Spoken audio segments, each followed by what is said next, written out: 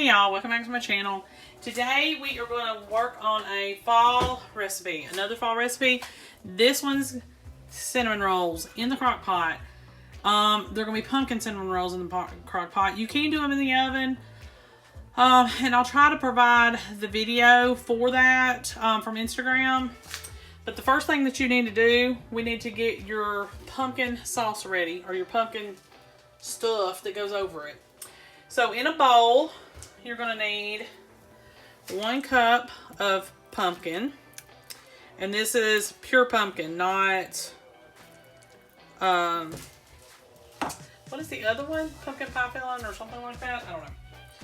1/4 cup of sugar. We're going to need a tablespoon of pumpkin pie spice.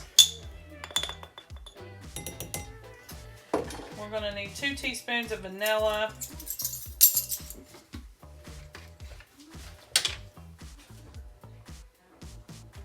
One, 2.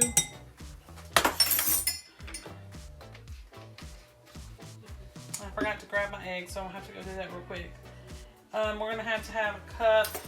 Oh, but I have enough in here, but I'm not sure. 1/2 cup of heavy whipping cream.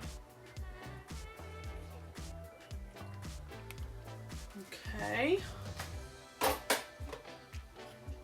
Sugar, heavy whipping cream, vanilla, pumpkin pie spice, pumpkin. And we need 3 eggs. Let me grab those. Okay. 3 eggs. You're going to make a huge mess like I did. Throw these in here. So we're going to cook this on high for 3 hours. I'm getting started late in the day, but I feel confident that by dinner time this will be done because we're going to have it as a dessert. If I can get it started. And I'm going to use my wonky, I call it wonky, crock pot because a lot of times it does not work out. That crock pot is a pain. I just think it's losing efficiency. It's really old. It's probably, I know it's over 20 years old. Alright, I'm just going to mix this together real quick. And what you're going to do is, this is going to go over the top of your cinnamon rolls, but your cinnamon rolls are going to be cut. So let me set this over here. I'll put this back. And I want to, excuse me y'all, before I put this pumpkin in here, I want to whisk it real quick, make sure that it's good and combined, especially with those eggs. Okay, hang on. Okay. All right, you need to spray your crock pot insert. And you're going to take, I've got 2, I hate the popping sound. You're going to take 2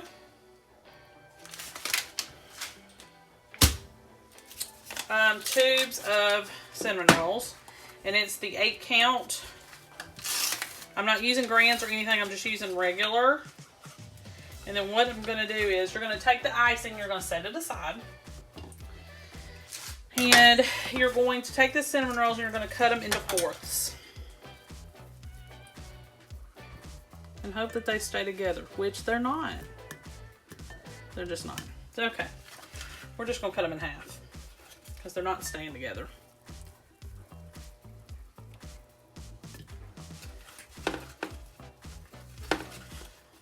I wanted to cut them into 4ths, but it doesn't look like it's going to work out that way.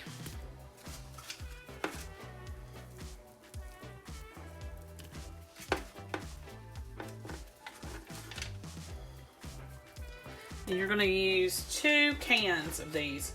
Set your icing aside because you're going to use that at the end. And get these out.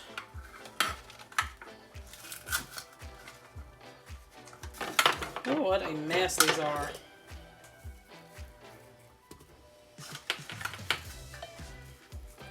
Okay. Alright, I will be right back. Let me get the rest of these cut up. Okay, y'all. So, I've already cut all those in half. They're in here. And then we're going to take the pumpkin mixture that we got ready. And we're gonna pour it over the top. Okay, y'all, that's it. Just cook it on high for 3 hours, and I'll be right back with you as soon as it's done. Okay, y'all, so this is the end of the day. I cooked it about 3 hours to make sure that it got completely done. It has started to separate from the sides, so I'm assuming it's finished. It's kind of, I don't know what you call it. Kind of like a cake in a way. And then you're going to take your icing from the package and you're just going to use it to give it a little bit of sweetness on top.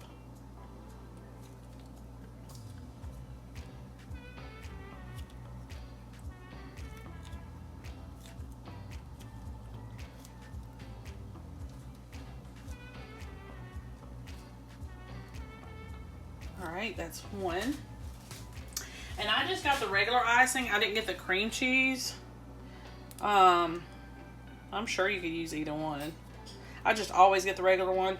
I don't know why. I think every now and then I've picked up the wrong one and got the cream cheese option, but I don't think it matters. And that's it. So I'm gonna let this just kind of cool a little bit before I start dishing it out. But it's basically ready. And it's gonna be a delicious fall dessert, really easy, not complicated at all. Hey y'all, welcome back to my channel. Today we are going to work on another fall dessert. This one is called Peanut Butter Cup S'mores Cookie Bars. So you need to preheat your oven to 350 degrees. And we're going to go ahead with our dry ingredients. This is 2 1/4 cup flour. We're going to put in self-rising flour so that we can pour go the baking soda and the salt. So just let you know ahead of time. If you see some things missing, that's why. We're going to need a cup of brown sugar.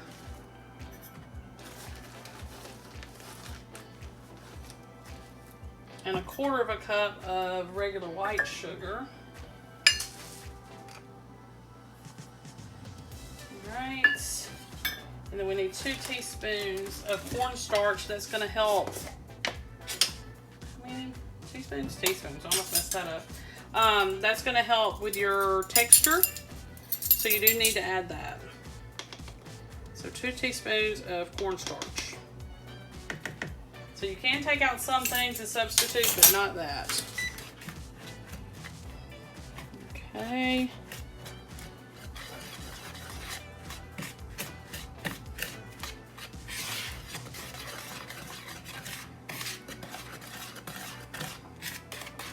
And I'm just going to whisk this so I can get as many lumps out as possible. But if you can't get them all out, it's okay. It's just my brown sugar doesn't want to crumble. Okay. So I'm going to put all this in one bowl. You don't have to do that, but that's what I'm going to do. Alright, so we've got our 2 1/4 cup of flour, 2 teaspoons of cornstarch, 1 cup of brown sugar, and 1/4 cup of regular sugar. Now I'm going to put in the butter. And this is, I just did a stick of unsalted butter, but it's supposed to be a stick plus some. So you need 3/4 cup instead of just a 1/2 cup, and that's a 1/2 cup of butter. So I'm just going to put that little bit in, see if I can make it work. Okay, now you're also going to need 1 egg and 1 egg yolk. So put that in.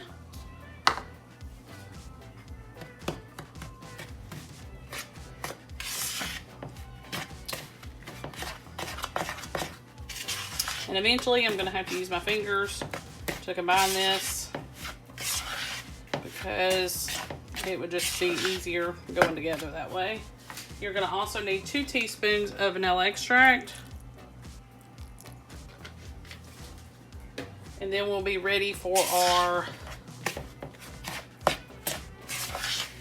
the rest of our ingredients that kind of make it the s'mores cookie bars. All right, hang on just a second. I'll be right back. All right, y'all. So I had to take some time to get some more ingredients together and clear out the stuff that we've already used. So now we need to add some chocolate chips. You can do semi-sweet chocolate chips, but I'm going to do milk chocolate chips because that's what I have on hand. I need half a cup to go in the batter, and then we're going to reserve a few for the top to decorate that.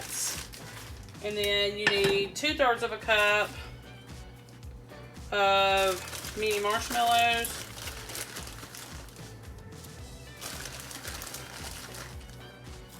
Just a few of those. There we go.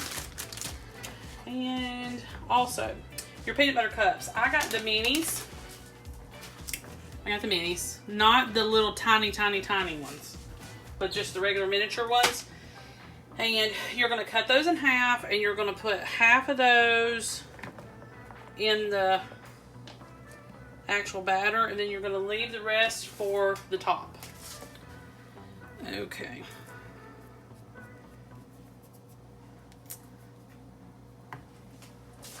Let me go get some gloves on, and so I can mix this together. Okay, y'all. So we're gonna try to mix all this up. And it's very humid in my house right now. So I'm not sure. Hopefully it won't melt the chocolate.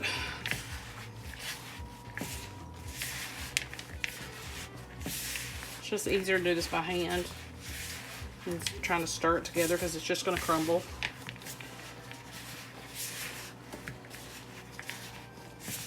And you're just going to keep on until you get it all combined.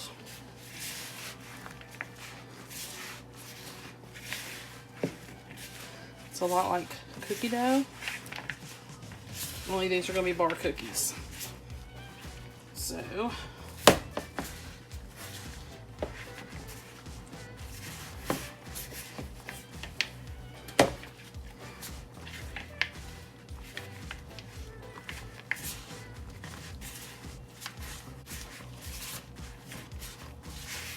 okay. All right. Not perfect, but we have to press it into a pan so we can finish doing that. Getting it pressed together in the pan. Hang on just a second. Okay, y'all. So, push all this in there.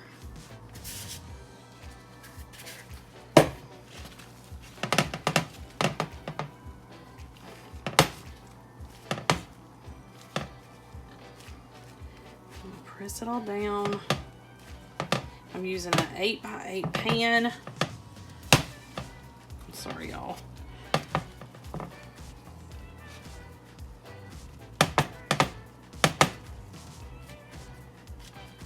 Eight by 8 pan sprayed. I'm going to try to get this as even as possible, and it will press pretty easily. Okay. Take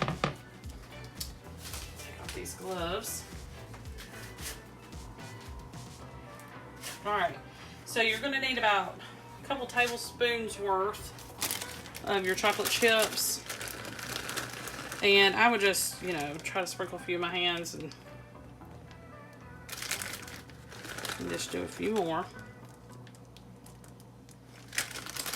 And then you're going to also need about the same amount or a little bit more of the marshmallows. Just try to make sure that you have some scattered throughout, not too crazy. Okay, and then, well, you know what? I'm going to press these in a little bit. Just a little bit. That is the one thing, the first recipe I made of these, I regretted because I didn't press them in. And then you're going to take a graham cracker because it's s'mores. And you're just going to break that up. Oops. We're going to press that in too, and then we're going to add our chocolate. I'm sorry. Then we're going to add our peanut butter cups last.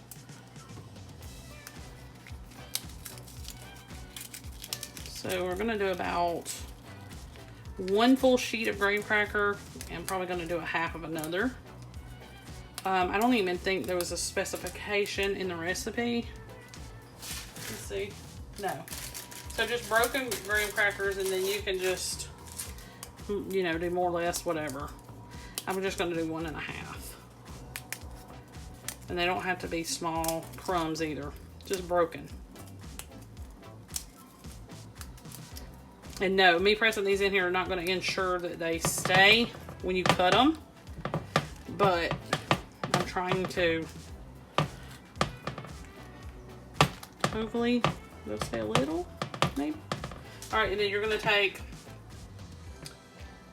your other peanut butter cups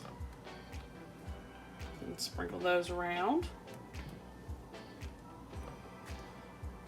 Okay, now get something to wipe my hands off with. These are going to bake for 25 minutes. You can let them bake a little bit over if you want to. Just kind of watch for it. Don't let it burn. Marshmallows will burn, so be careful on that. And it'll start coming away from the sides when it's finished as well. But I'll see you back here in a half an hour. Okay, y'all, so here's the finished product. Let's see if I can touch it without hurting myself. And I like the way the marshmallows look because they're a little bit toasty on top.